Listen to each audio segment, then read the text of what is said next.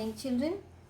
Today we are going to start with the third chapter of Supplementary Reader, and the name of the story is The Shepherd's Treasure. Children, this is an Iranian folk tale. Do you know the meaning of folk tale? Folk tale means a traditional story, a story that people of a particular region or group repeat among themselves. They enjoy while repeating and telling it to each other. So it is an Iranian folk tale. Now children, before coming to the story, just tell me one thing. What type of people are loved by all? Definitely your answer will be one who is polite, humble, gentle, and of course intelligent and wise. These people are loved and appreciated by everyone, and everyone should try to opt for these qualities. So same goes on with the shepherd. The shepherd, though he is uneducated, illiterate, but he was quite polite, gentle, and very intelligent.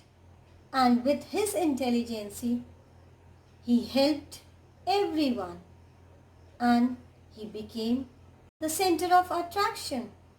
Even the king, he was attracted by the shepherd's intelligence. And one fine day, he goes to the shepherd's cave, and he didn't disclose his identity. But as I have told you, the shepherd was very intelligent. He understood it, and he disclosed the fact that it was king only. The king, admired, attracted by the shepherd's intelligence, wiseness, he made the shepherd his governor. So let's start the explanation and of course the reading of the story. So children, now open your book. Let's start with the reading. The Shepherd's Treasure. In a village in Iran, there once lived a shepherd. He was very poor. He did not have even a small cottage of his own.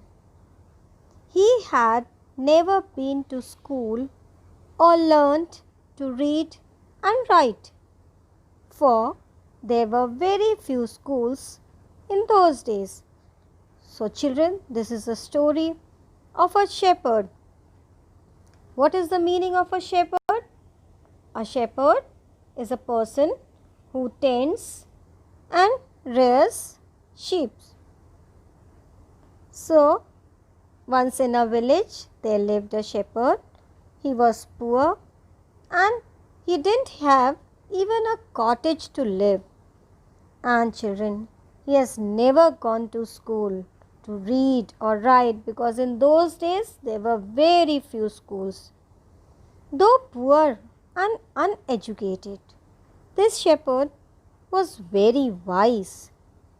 He understood people's sorrows and troubles and helped them face their problems with courage and common sense.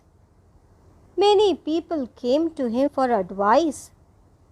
Soon he became famous for his wisdom and friendly nature. The king of that country heard about him and thought of meeting him. So though he was poor and uneducated, but as I have told you, he was very intelligent. He understood people's sorrows, problems, and even troubles, and helped them in solving all their problems with his courage and knowledge. and even many people came to him for advice.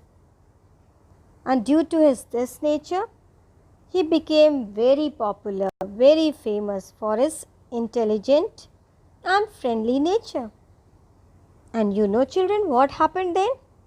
The country heard, the king of that country heard about this shepherd, and he decided to meet him. Disguised as a shepherd and riding on a mule, one day king came to the cave where the wise shepherd lived. As soon as the shepherd saw the traveler coming towards the cave, he rose to welcome him. He took the tired traveler inside the cave, gave him water to drink and a share of his own meager meal. The king rested for the night in the cave and was gently impressed by the shepherd's hospitality and wise conversation. So children, let's look at the few word meanings. Disguised. Disguised means masked, hid. That is past tense of hide, hid. Mule. It's a hybrid, a breed between a horse and a donkey. Then meager. Meager means little. So what happened, children? After that, what happened? Who came to meet him? The king came to meet him. Where did he come? He came to meet him in the cave where shepherd lived. Then what did the shepherd do?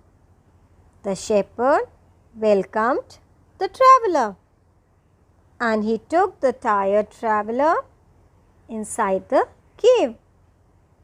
He gave him water to drink and even his own share, a little meal which he used to have. The king rested the whole night in the cave and he was greatly impressed. Impressed means influenced by the shepherd's hospitality. Hospitality means, children, friendliness. Just tell me, did the shepherd recognize the king? So let's see what happened further. Though still tired, the king decided to depart the next morning.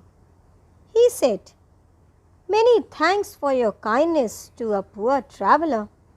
I have to go. I have a long way to go. Permit me to leave." So though the king was very tired, but he decided that finally he should leave, he should go from there the next morning. And what did he do before going?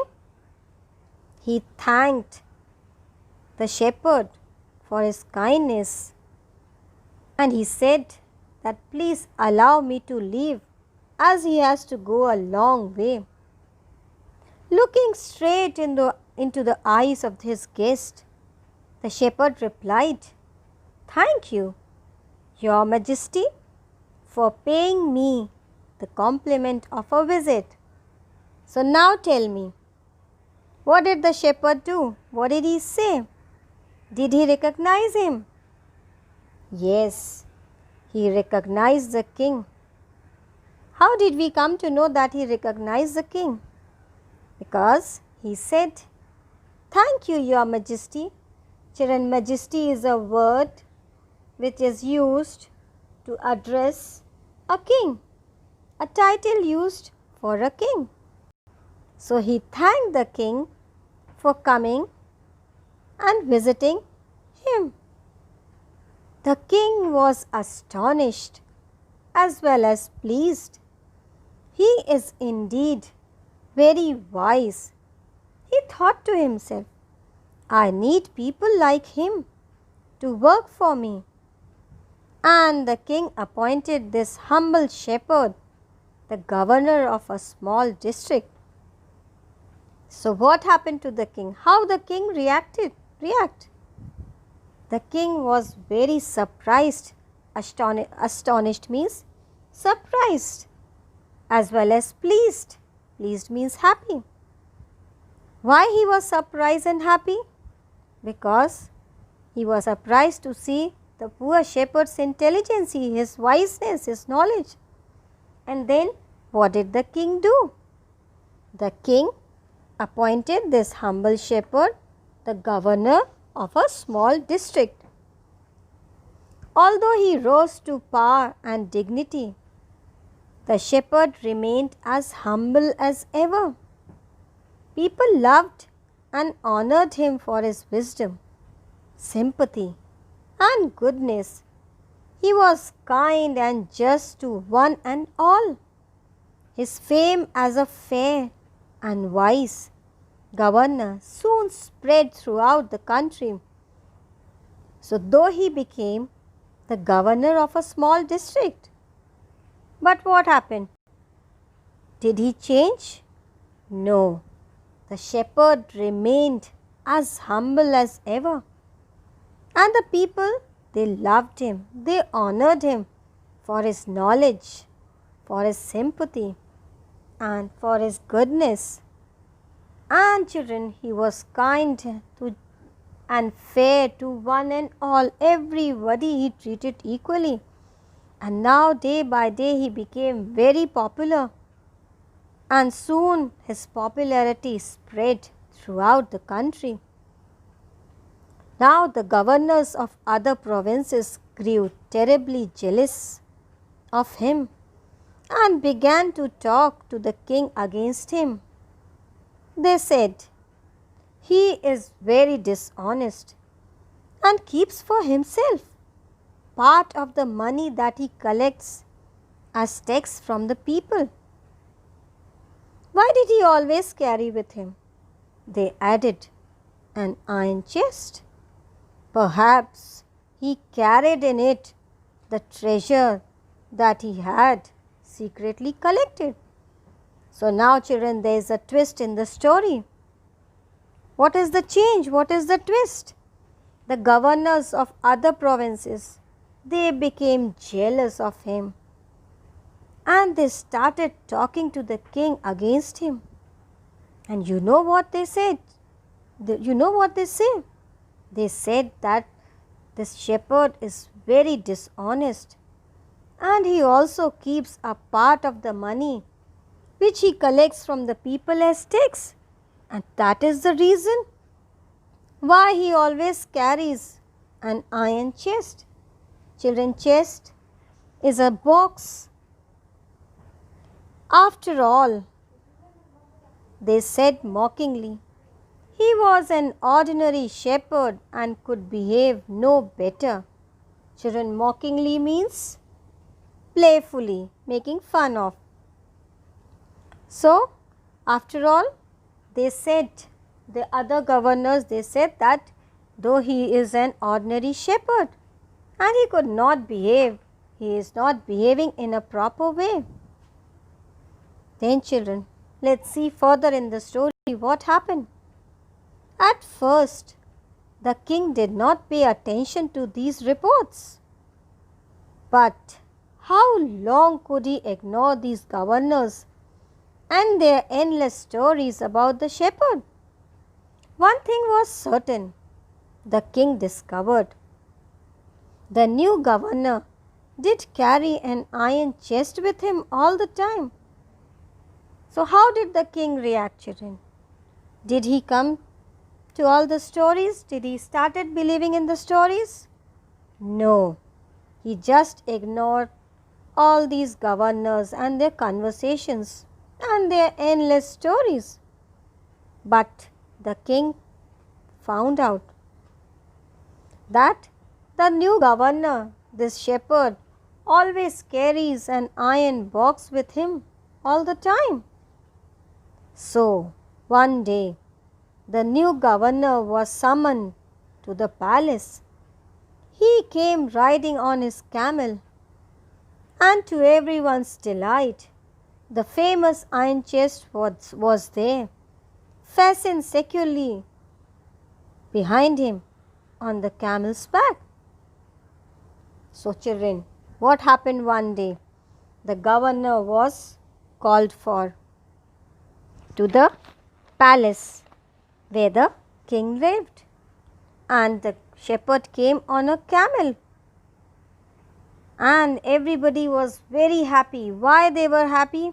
Because they saw that same iron box, the same chest was there on his camel. Now the king was angry.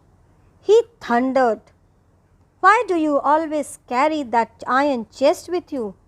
What does it contain?" So, how did the king react?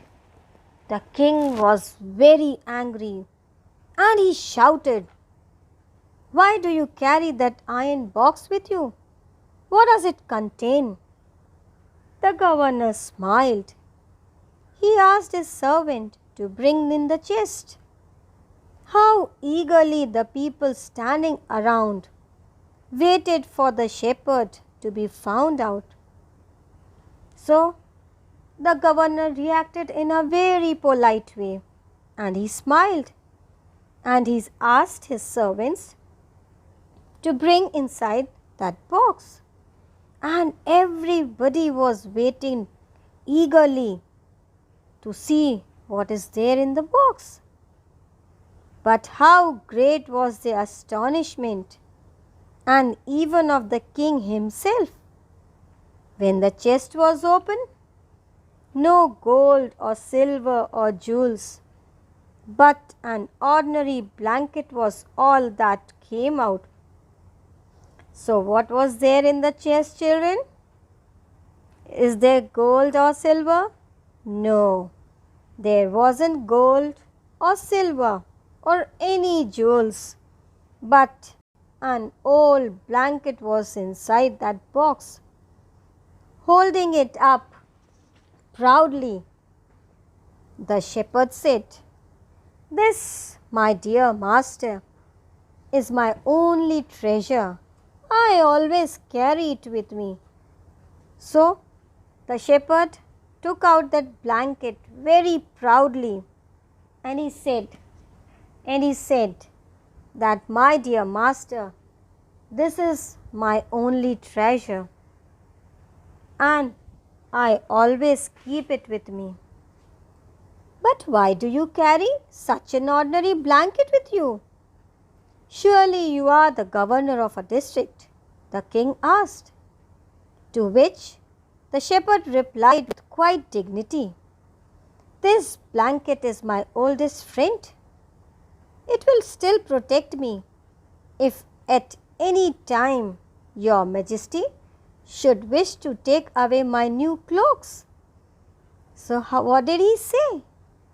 Very politely, very gently he said.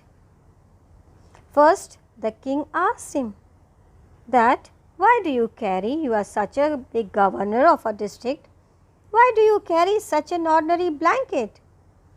Then the shepherd replied with quite dignity, with respect, honor.